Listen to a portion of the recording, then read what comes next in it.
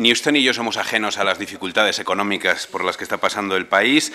Es de ilusos e incluso yo creo que sería injusto pretender que todo lo que tiene que ver con la cultura no se viera afectado por todas esas dificultades, pero también es cierto que gobernar, y repito también lo que ya se ha dicho aquí, parafraseando al señor Wert en su comparecencia, en su respuesta a un grupo parlamentario hoy en el Pleno, que gobernar es elegir, decía él. Y bueno, yo creo que el Partido Popular, el Gobierno, ha elegido y ha recortado en unos lugares sí y en otros lugares no. También es cierto, por cierto, que el señor Wert creo que ha hecho una visión un poco sesgada y excesivamente optimista de cuál era el efecto IVA en algunos sectores como el del cine. Hoy mismo la FAPAE ya le desautorizaba esas cifras y le ponía en un escenario lamentablemente bastante más pesimista. Pero como decía el Gobierno, ha elegido, ha optado, el Gobierno no ha tocado cosas de las que nosotros venimos hablando, como por ejemplo que tengan que ver con el modelo de Estado o con las administraciones públicas, y sí que ha recortado en cultura, ha recortado en sanidad, ha recortado en educación. Y por otro lado también hay algo que me preocupa especialmente, que es lo que se considera un gasto y una inversión. En esto se ve como a veces parece que desde los gobiernos, porque el Partido Socialista esto tampoco era ajeno, encuentran o ven la cultura o el arte en general más a veces como un simple gasto que como una verdadera inversión. Yo soy de la opinión de que nuestro futuro va a depender mucho de cómo tratemos a nuestra educación y por lo tanto también de cómo tratemos a nuestra cultura, de la preparación de nuestros jóvenes, de que la salud mental, emocional, el crecimiento de nuestros ciudadanos se verá afectado, y esto es hablar a largo plazo, y sé que en política siempre prima el cortoplacismo, por cuáles sean las políticas educativas y cuáles sean las políticas culturales. Y en eso además ustedes o el ministro del que usted depende tiene una ventaja porque coordina esas dos facetas. Pero es que además, y eso me parece importante, hay otros países de nuestro entorno que con eso, en torno a la cultura, en torno al arte, están creando riqueza, están creando un tejido empresarial muy potente, están creando un modelo productivo muy diferente al que han sido capaces únicamente, y tanto en eso son responsables el Partido Popular como el Partido Socialista, de presentarnos a la sociedad, que es el modelo del ladrillo y el modelo del turismo de playa. Bueno, hay países que han creado mucha riqueza con su cultura, con su lengua, con su teatro, con su música, y nosotros creemos desde Unión Progreso Democracia que podemos aprovecharnos mucho más de esto. Es cierto, usted lo ha dicho, que somos ricos, que tenemos muchas posibilidades, pero también es cierto de que podemos serlo mucho más, ¿no? De que podemos rentabilizar muchísimo más todo lo que tiene que ver con esas posibilidades que tiene el país. Es cierto también, y es evidente, que el sector necesita ayuda. Es cierto que hay un momento económicamente muy complicado, pero no todo tiene que ver con el dinero, también tiene que ver con la atención, también tiene que ver con conectar administraciones y con conectar, por ejemplo, como le decía antes, educación con cultura. Me acordaba, no tiene mucho que ver, aunque la moda tiene que ver con la cultura, pero me acordaba porque fue aquí donde me enteré que, por poner un ejemplo que igual está un poquito apartado, que la moda es cultura, por ejemplo, que bueno, que se había encargado, a quien se había encargado, a esa fábrica rusa y a esa gente, pues la equipación del equipo olímpico, ¿no? Para mí eso es falta de atención, porque hay gente que tiene que ver con la cultura, con la moda de nuestro país, que obviamente podría haber hecho un trabajo muy interesante al respecto. A eso me refiero, ¿no? A ese tipo de atención, y sé que no es responsabilidad suya, era simplemente por poner un ejemplo. Pero voy a centrarme. Creo que es evidente que hay un cambio de modelo, ¿no? Hay un cambio de modelo que ustedes comandan ahora, y hay un cambio de modelo que no solamente sucede con la cultura. Ya hemos vivido en nuestro país diferentes cambios de modelo. Hemos visto esos cambios de modelo pues con sectores como el metalúrgico, con sectores como el agrícola, etcétera. Y yo creo que cuando hay ese cambio de modelo como el que ustedes están proponiendo, hay que proponer un relato de cómo va a ser el modelo que ustedes quieren poner en marcha, y desde luego crear un puente para hacer un camino de un modelo a otro más o menos transitable.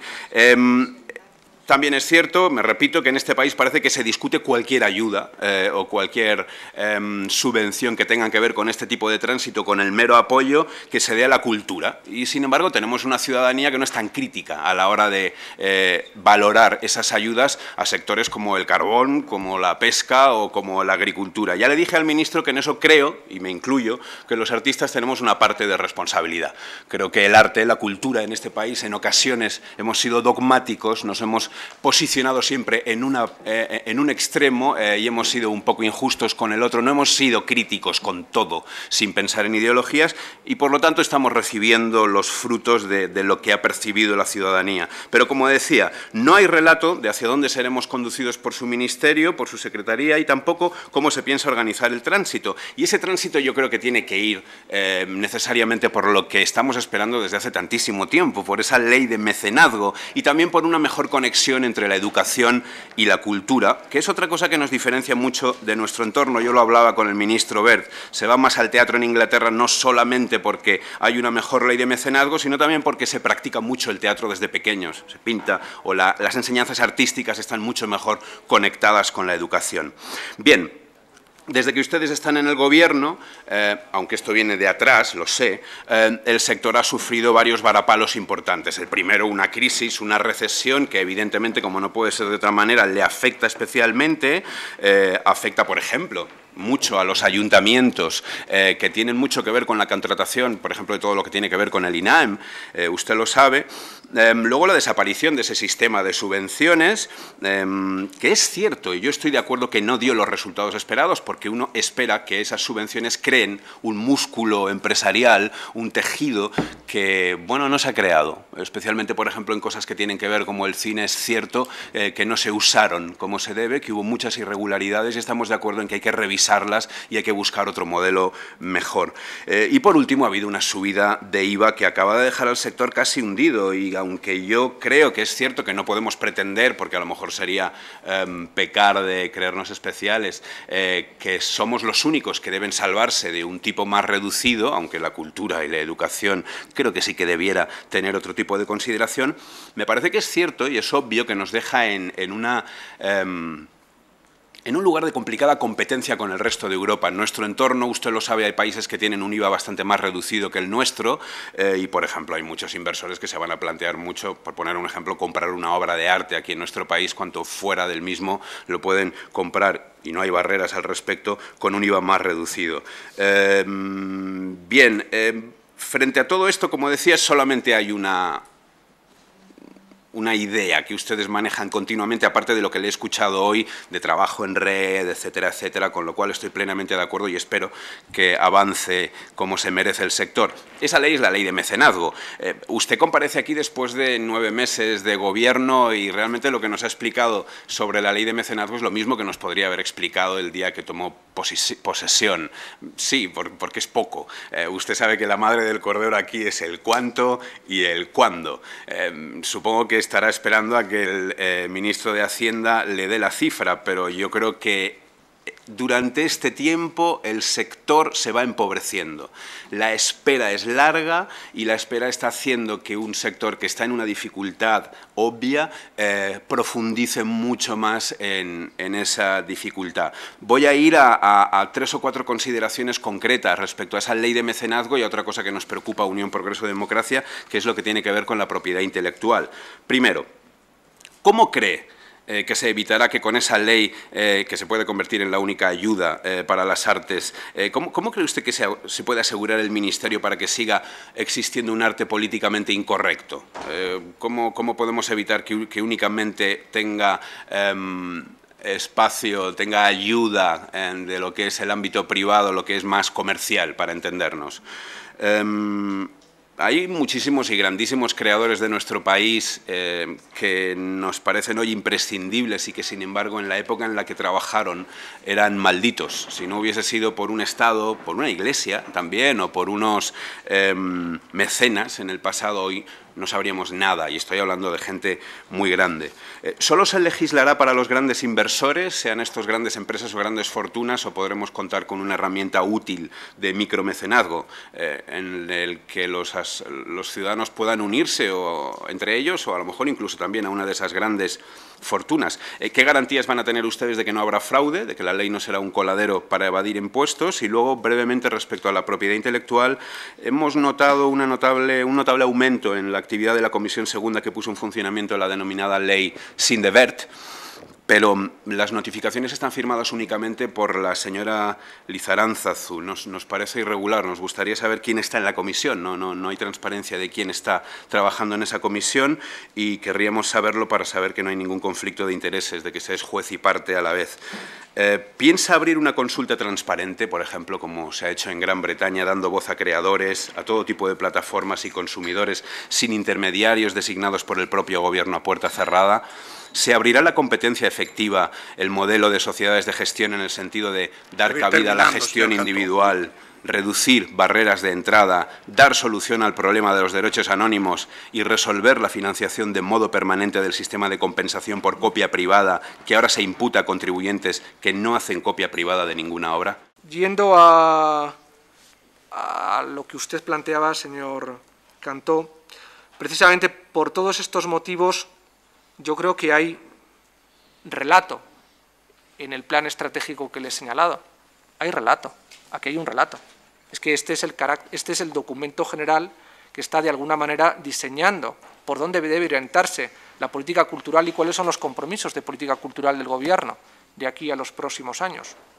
La hoja está trazada y el objetivo es tratar de cambiar el modelo de política cultural que hemos tenido. Y un modelo de política cultural, y perdonen la reflexión, pero que yo creo que es importante señalar, es un modelo ya que arrastra muchos años detrás, desde los años 80.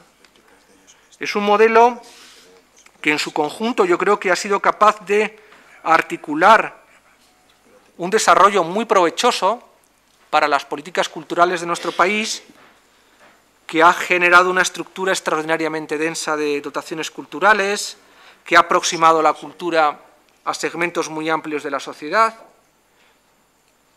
que ha potenciado una enorme calidad y profesionalidad en los gestores, que ha restaurado nuestro patrimonio histórico, que ha extendido y mejorado nuestras infraestructuras museísticas, bibliotecarias, pero que ha desembocado por la propia lógica de financiación básicamente pública y mediante 3 administraciones que solapaban su actividad en un modelo difícilmente sostenible desde un punto de vista económico, tal y como se está viendo. Porque ustedes me hablan, y no voy a afear los números a nadie, me hablan de lo que el Estado tiene que estar haciendo en materia de minoración de sus presupuestos, pero no me hagan hablar de lo que están haciendo otros. Porque entonces la falta de sensibilidad que ustedes proyectan sobre mí, la proyecto yo fácilmente sobre otros muchos. Y no es una cuestión de ideología o de banderas políticas, es una cuestión básicamente de sostenibilidad de un modelo que creo que ha favorecido un entramado cultural ineficientemente planificado, sin visión estratégica, y ya sé que es muy importante, por eso le doy tanta importancia a la palabra plan y visión estratégica, porque es lo que precisamente ha faltado. Localista, inflacionado por demandas muchas veces diseñadas a golpes electorales, y tendríamos que asumir eso políticamente, sin contenidos contrastados de viabilidad, como se está viendo en muchísimas de las instituciones que están sin contenidos y con unos gastos de inversión extraordinarios, y todos tenemos mucho que decirnos al respecto, que ha sido opaco en su financiación pública, y podríamos también repartir nombres a un lado y a otro. Deudor, y lo digo públicamente, de clientelismos basados en subvenciones nominativas, que han sido otorgadas sin control ni transparencia y que incluso han sido denunciadas por el Tribunal de Cuentas, que ha estado desasistido de redes de circulación, que es lo que este plan plantea, Este plan está dando respuesta a estas cuestiones. Que ha estado desasistido de redes de circulación porque es que ha habido una compartimentación competencial que ha agravado por costes de gestión inflados a lo largo de mucho tiempo, con tutelas inaceptables de patrocinio político. Y esto hay que decirlo públicamente.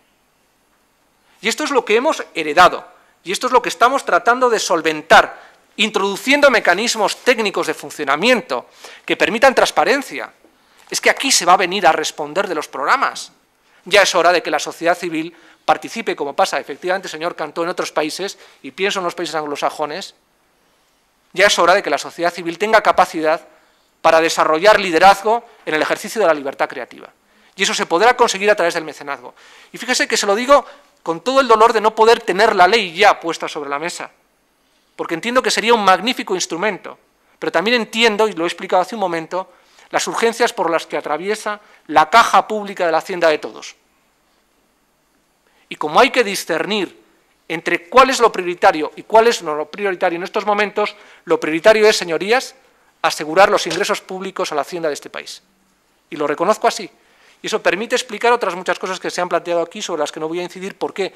Porque ya el ministro hoy ha comparecido en 2 ocasiones, una por la mañana y una por la tarde, para hablar del IVA cultural. Fíjense en qué situación estamos, que tenemos que salvaguardar, porque hay que salvaguardar, por lo menos, un remanente de tesorería para poder atender lo que entendemos que es, evidentemente, las prioridades de este país.